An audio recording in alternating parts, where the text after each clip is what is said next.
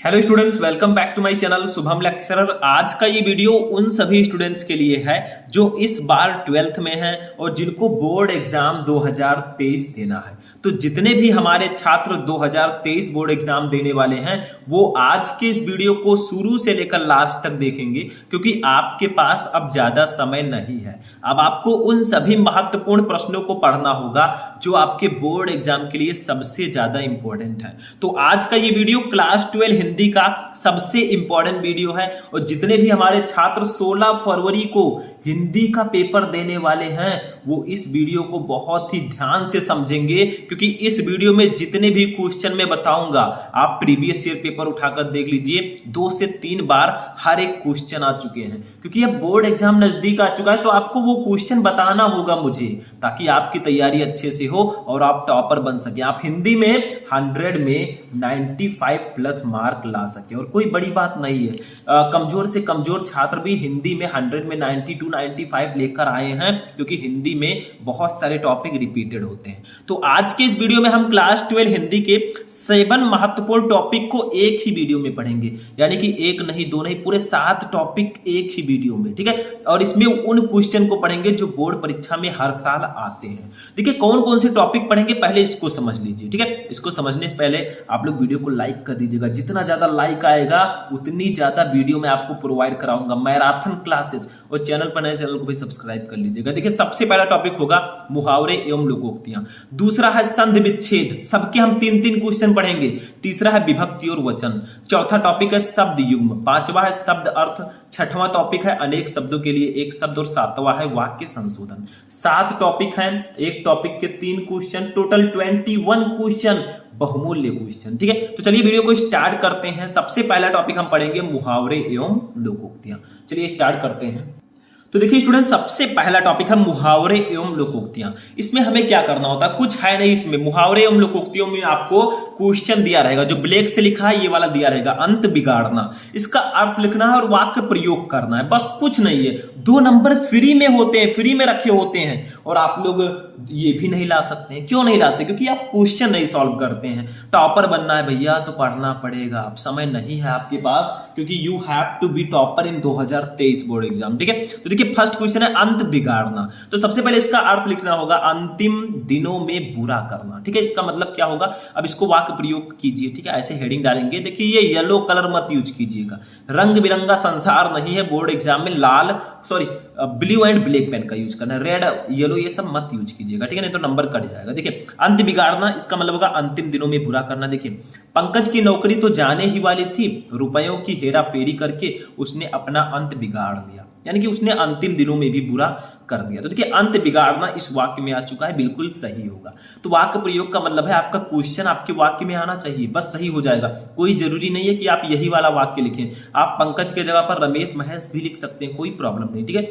दूसरा देखिए, दूसरा है आंखों पर पर्दा पड़ना। अब सिंपल है, आंखों पर पर्दा पड़ जाएगा तो क्या होगा बताइए, वास्तविक ना दिखाई देना। अब आंखों पर पर्दा कोई डाल देगा, भैया हमें कहां दिखाई देगा, नहीं दिखाई देगा, ठीक है। तो वो आप लोग उसका अर्थ समझ जाएंगे। जो वाक्य प्रयोग हेडिंग डालेंगे लिखेंगे, भारत की आंखों पर तो ऐसा पर्दा पड़ गया है कि विश्वघाती चीन को भी वह अपना मित्र समझ बैठा है।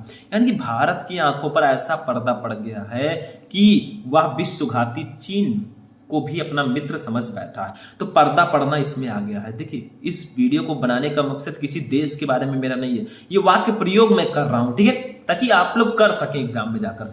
तीसरा देखिए क्या है, काला अक्षर भैंस बराबर। ये क्या है, ये आपका लोकोक्तियां हैं। काला अक्षर भैंस बराबर, इसका मतलब होता है बिल्कुल अशिक्षित, बिल्कुल अशिक्षित, जिसने शिक्षा बिल्कुल ना, शिक्षित बिल्कुल ना हो, कुछ पढ़ा लिखा ना हो। जो वाक्य प्रयोग हेडिंग डालेंगे लिखेंगे, तुम अंग्रेजी का अखबार लेकर क्या करोगे, तुम्हारे लिए तो अंग्रेजी काला अक्षर भैंस बराबर है, यानी कि बिल्कुल अशिक्षित हो। हिंदी तो पढ़ भी लेते हो, इंग्लिश में कुछ नहीं पढ़ते हो। तो ये आप लोग ऐसा काम कीजिए कि आपको कोई ऐसा ना कहे यार पढ़ो, आप तो इंटर में पहुंच चुके हो, ठीक है। तो तुम अंग्रेजी का अखबार लेकर क्या करोगे, तुम्हारे लिए तो अंग्रेजी काला अक्षर भैंस बराबर है, यानी कि तुम्हें अंग्रेजी आती नहीं है तो अंग्रेजी का अखबार लेकर क्या करोगे मेरे भाई, ठीक है। तो ये आपका हो जाएगा वाक्य प्रयोग। तो 3 क्वेश्चन हमने पढ़ लिए मुहावरे एवं लोकोक्तियों के। अभी 6 टॉपिक हैं, उनको भी चलिए पढ़ते हैं स्टेप बाय स्टेप। दूसरा टॉपिक देखते हैं।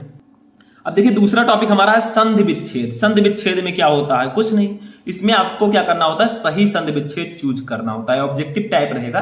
जैसे फर्स्ट देखिए शुक्लांबरम का संधि विच्छेद है, शुक्लांबरम का सही संधि विच्छेद क्या होगा? का है सुधन क्लांबरम, खा है शुक्ला धन अंबरम, गा है शुक्ल धन अंबरम और घा है शुक्ल धन आंबरम। तो इसका राइट आंसर क्या होगा? फर्स्ट का राइट आंसर होगा ऑप्शन नंबर गा, शुक्ल धन अंबरम। देखिए इसमें होता क्या है मेरे दोस्त, शुक्ल, शुक्ल के ला में छोटा आ छिपा है और अंबरम में भी छोटा आ है, तो छोटा और छोटा मिलकर क्या बनाएंगे? बड़ा आ बनाएंगे।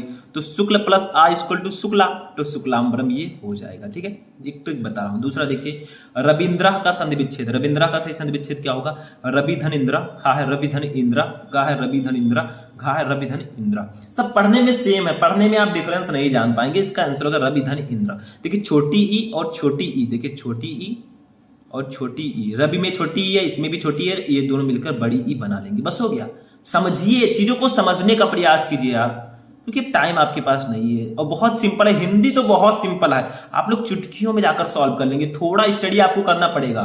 ठीक है, नेक्स्ट देखिए, बसंतोत्सव का संधि विच्छेद है। बसंतोत्सव का सही संधि विच्छेद क्या होगा? का है बसंते धन उत्सवा, खा है बसंतो धन उत्सव, गा है बसंत धन उत्सवा, घा है बसंत धन तोत्सवा। तो इसका राइट आंसर होगा ऑप्शन नंबर गा। ठीक है, बसंत धन उत्सवा। इसमें भी छोटा आ और ऊ मिलकर ओ बना लेंगे। क्या? छोटा आ, ता में छोटा आ है और इसके आगे छोटा ऊ है, ये दोनों मिलकर ओ बना लेंगे, तो बसंतोत्सवा हो जाएगा। बस हो गया। समझ में आ रहा है ना? समझिए, ये हो गया 3 क्वेश्चन संधि विच्छेद का। 6 क्वेश्चन हम पढ़ चुके हैं। चलिए नेक्स्ट टॉपिक देखते हैं। अब नेक्स्ट टॉपिक देखिए स्टूडेंट, विभक्ति और वचन। विभक्ति और वचन में क्या होता है बताइए? इसमें भी कुछ नहीं है स्टूडेंट, बहुत सिंपल से है विभक्ति और वचन भी। ठीक है, इसको सिर्फ आपको पढ़ना। देखिए इसमें क्या होता है, जैसे नाम नाम नाम नाम है, इसमें कौन सी विभक्ति है कौन सा वचन है, ऐसे दिया रहेगा। कॉमा लगा दीजिएगा स्टूडेंट्स, ये षष्ठी कर दीजिएगा। ठीक है, ऐसे कॉमा। ठीक है, तो देखिए का है चतुर्थी विभक्ति एक वचन, खा है षष्ठी विभक्ति एक वचन, गा है षष्ठी विभक्ति बहुवचन, खा है द्वितीय विभक्ति बहुवचन। तो देखिए जो नाम नान है इसमें षष्ठी विभक्ति ये बहुवचन है, तो ये गा वाला ऑप्शन राइट होगा। ऐसे ही जो विभक्ति जो वचन इसमें है वो आपको टिक करना होगा। इसके लिए थोड़ा पढ़ना होगा आपको। नेक्स्ट देखिए नामभ्याम, देखिए 2 ही क्वेश्चन आएगा इसमें, दोनों आप कर लेंगे। नामभ्याम, इसमें कौन सी विभक्ति है कौन सा वचन है? का है तृतीय विभक्ति द्विवचन, खा है षष्ठी विभक्ति बहुवचन, गा है चतुर्थी विभक्ति एक वचन और घा है सप्तमी विभक्ति बहुवचन। तो इसका राइट आंसर हो जाएगा ऑप्शन नंबर का तृतीय विभक्ति द्विवचन। ठीक है, तो नामभ्याम में तृतीय विभक्ति है द्विवचन है, तो का वाला ऑप्शन राइट होगा। तीसरा देखिए ऐसे आत्मान, आत्मान में कौन सी विभक्ति है कौन सा वचन है? तो का है षष्ठी विभक्ति एक वचन, खा है पंचमी विभक्ति द्विवचन, गा है द्वितीय विभक्ति बहुवचन और घा है चतुर्थी विभक्ति बहुवचन। ठीक है, तो इसका राइट आंसर हो जाएगा ऑप्शन नंबर गा, द्वितीय विभक्ति बहुवचन। तो ऐसे ही आपको विभक्ति और वचन चूज करना होता है, इसमें कुछ है नहीं, सिर्फ आप लोग कॉन्सेंट्रेशन के साथ इसको पढ़ेंगे। ठीक है, ये भी हो गया। चलिए नेक्स्ट टॉपिक देखते हैं। अब देखिए नेक्स्ट टॉपिक हमारा है शब्द युग्म। इसका मतलब क्या होता है स्टूडेंट? युग्म का मतलब जानते हो? नहीं जानते? युग्म का मतलब होता है जोड़ा। ठीक है, देखिए जैसे देखिए फर्स्ट क्वेश्चन है अम्ब अम्ब। ठीक है, इसका सही आंसर आपको लिखना होता है। जैसे अम्ब का अर्थ क्या होगा? पहले होगा, अम्ब का बाद में, जो पहले उसका अर्थ पहले, जो बाद में उसका अर्थ बाद में। ये नीचे इसका अर्थ लिखा हुआ है, लेकिन सही अर्थ कौन सा है ये बताना है। तो देखिए अम्ब अम्ब, देखिए का है माता और पानी, खा है माता और पिता, गा है आकाश और स्वर्ग, घा है देवी और देवता। तो इसका राइट आंसर हो जाएगा ऑप्शन नंबर घा, देवी और देवता। देखिए अम्ब का मतलब होता है देवी, अम्ब का मतलब होता है देवता, तो देवी और देवता इसका राइट आंसर होगा। दूसरा देखिए ईर्ष्या स्पर्धा, इसका मतलब क्या होगा बताइए? तो देखिए का है दूसरों की उन्नति से प्रसन्न होना और दूसरों से प्रेरणा लेना। देखिए ईर्ष्या का मतलब होता है दूसरों की उन्नति से जलना, तो इसका गा वाला ऑप्शन राइट होगा। दूसरों की उन्नति से जलना और दूसरों की उन्नति और गुणों को प्राप्त करने की होड़, तो ये आपका ऑप्शन राइट होगा। देखिए ईर्ष्या का मतलब होता है दूसरों की उन्नति से जलना और स्पर्धा का मतलब होता है दूसरों की उन्नति और गुणों को प्राप्त करने की होड़। ठीक है, ये चीजें ठीक है, लेकिन दूसरों की उन्नति से जलना नहीं चाहिए यार। आप उसके गुणों को प्राप्त कीजिए, जो वो कर रहा है उसको करने का प्रयास कीजिए, लेकिन जलिए मत। कंपटीशन कीजिए लेकिन जलो मत किसी से, देखकर जलोगे खुद ही राख हो जाओगे। थर्ड देखिए स्वर्ण सावर्ण, इसका सही अर्थ क्या होगा? का है सोना और अच्छा रंग, खा है सुनार और सोना, गा है सोना और चांदी, घा है सोना और उच्च जाति। तो इसका घा वाला ऑप्शन राइट होगा, सोना और उच्च जाति। देखिए स्वर्ण का मतलब होता है सोना और सावर्ण का मतलब होता है उच्च जाति, तो ये घा वाला ऑप्शन आपका राइट होगा। ठीक है, तो तीसरे का घा सही होगा। समझ में आ गया? चलिए नेक्स्ट क्वेश्चन देखते हैं। अब देखिए नेक्स्ट हमारा है शब्द अर्थ। शब्द अर्थ का मतलब जानते हो कि नहीं? बहुत सारे स्टूडेंट जानते होंगे। देखिए इसका मतलब होता है पर्यायवाची शब्द। आप जो छोटे छोटे थे जब 5वीं 6वीं में तो पढ़े होंगे। ठीक है, एक ही शब्द के कई अर्थ होते हैं। जैसे देखिए वर, वर का मतलब हम दूल्हा भी कह सकते हैं, वर को हम दूल्हा भी कहते हैं, ठीक है। वर को हम श्रेष्ठ भी बोलते हैं, क्या, श्रेष्ठ, ठीक है। और वर को हम बोलते हैं सुंदर, क्या बोलते हैं, सुंदर। तो इन 3 नामों से हम वर को जानते हैं, चाहे आप दूल्हा कहिए, चाहे श्रेष्ठ कहिए, चाहे सुंदर कहिए, ठीक है। नेक्स्ट देखिए दूसरा है सोना। सोना को किन नामों से जानते हैं, देखिए स्वर्ण भी कहते हैं सोना को, क्या, स्वर्ण, ठीक है। उसके बाद में हम सोना को क्या कहते हैं भैया, सोना को स्वर्ण कहते हैं, और भी एक नाम से जानते हैं, इसको हम सोना भी कहते हैं। एक दूसरा सोना, जो हम सोते हैं रात को, ये एक क्रिया होती है। जैसे हम लोग एक क्रिया करते हैं, रात में सोते हैं बढ़िया 6-6, 7-7 घंटे मजेदार नींद, ठीक है। तो ये होगा एक क्रिया। तो वर को दूल्हा, श्रेष्ठ, सुंदर, इन नामों से जानते हैं, ठीक है। दूसरा सोना को स्वर्ण, सोना एक क्रिया, ठीक है। तीसरा है रक्त। रक्त का मतलब क्या होता है मेरे दोस्त, रक्त का मतलब होता है खून, जो हमारा ब्लड है, इसको हिंदी में रक्त भी बोलते हैं, खून भी बोलते हैं, समझ में आया। तल्लीन भी बोलते हैं, तल्लीन, अनुरागी भी बोलते हैं, यानी कि इसके कई नाम हैं, समझे। तो ये सब आप लिख दीजिएगा, ठीक है, ऐसे लिख दीजिएगा। हो गया, ये हो गया अनेक शब्द अर्थ हो गया, इसमें कुछ है ही नहीं, सिंपल सा है, नोट कर लीजिए। नेक्स्ट देखिए हमारा टॉपिक है अनेक शब्दों के लिए एक शब्द। इंग्लिश ग्रामर में बोले तो 1 वर्ड सब्स्टिट्यूशन, आपने पढ़ा होगा। देखिए इसमें क्या होता है, अनेक शब्द के लिए हमें एक शब्द लिखना होता है। जैसे देखिए दंड देने योग्य, जो दंड देने योग्य होगा उसे हम एक वर्ड में बोलेंगे दंडनीय। दंडनीय, जो दंड देने योग्य हो वो होगा दंडनीय, ठीक है। दूसरा देखिए जिसने कोई अपराध ना किया हो उसको हम एक वर्ड में क्या बोलेंगे स्टूडेंट, निरपराध। निरपराध, जिसने अपराध किया होगा वो अपराधी होगा, ध्यान रखिएगा। इसके जगह पर ऐसे भी आ सकता है जिसने अपराध किया हो वो अपराधी, जिसने कोई अपराध ना किया हो वो निरपराध होगा। तीसरा देखिए जो नष्ट होने वाला हो उसे हम लोग क्या बोलेंगे, नश्वर। क्या बोलेंगे, नश्वर, एक वर्ड में नश्वर बोलेंगे। तो ये सब कुछ है नहीं। देखिए मैं बहुत जल्दी जल्दी आपको पढ़ा रहा हूं ताकि टाइम वेस्ट ना हो, क्योंकि time is very important for you. आपके लिए इस समय जो समय है बहुत ज्यादा इंपॉर्टेंट है, एक एक मिनट आपके लिए अच्छा है।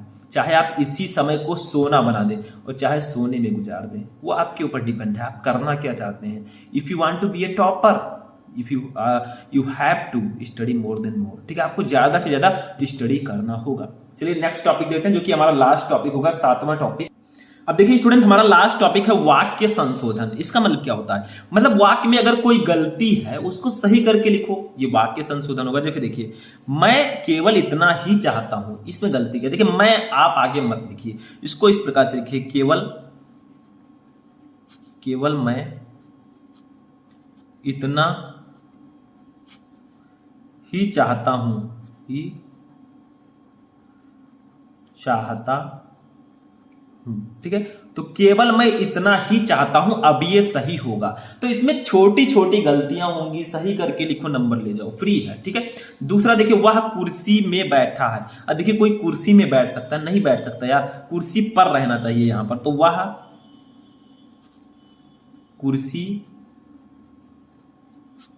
पर बैठा है, कुर्सी पर आप बैठ सकते हैं, कुर्सी में नहीं बैठ सकते हैं। जैसे कोई बोले वह छत में बैठा है, छत में बैठ सकते हैं आप, नहीं बैठ सकते। तो वह कुर्सी पर बैठा, छत पर बैठा, इस प्रकार से लिखेंगे, ठीक है। तीसरा देखिए, तीसरा है जेल होने की खबर सुनकर उसका चेहरा गिर गया। तो जेल सुनने की खबर सुनकर उसका चेहरा गिर गया, वो चेहरा बढ़िया वो नीचे गिर गया, ऐसा नहीं होगा। चेहरा मुरझा गया, ये लिख सकते हैं आप, ज्यादा अच्छा रहेगा। तो लिखिए जेल होने की खबर सुनकर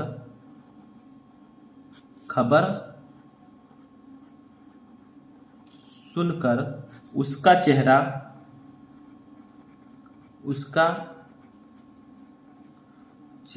मुरझा गया। गिर गया की जगह पर हम लिख देंगे मुरझा गया, ठीक है। ये बिल्कुल सही होगा मेरे स्टूडेंट, ये बिल्कुल आपका सही होगा कि जेल होने की खबर सुनकर उसका चेहरा मुरझा गया, क्योंकि चेहरा देखिए मुरझा जाता है, वो गिरता नहीं है, जैसा इसने लिख दिया गलत है, ठीक है। तो ये आपका होगा तीसरा। इसमें सेंटेंस जो वाक्य है उसमें गलती होगा, इसको हिंदी में बोलते हैं सिंटैक्स।